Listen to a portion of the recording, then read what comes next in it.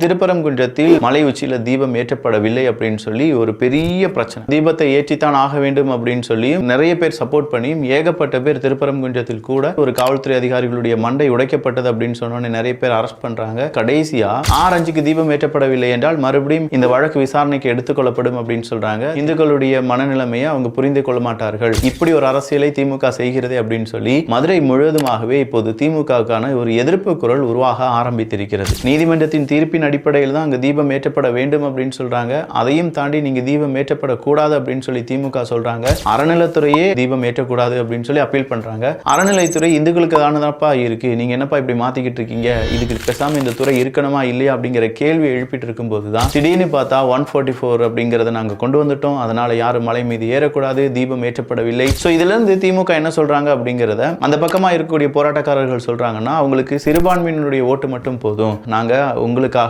திருப்பரங்குன்றத்தில் என்ன நடந்தாலும் சரி தீபம் ஏற்ற விடவில்லை, அப்போ உங்களுடைய ஓட்டு எங்களுக்கு தான், வேற யாருக்கும் போயிடக்கூடாது, சிறுபான்மையினரை நம்பி மட்டும்தான் இனிமேல் திமுக களத்தில் நிற்க போகிறது அப்படின்னு சொல்றத ரொம்ப பச்சையாவே இன்னைக்கு திமுக சில இடங்களில் உணர்த்தி இருக்கிறார்கள்.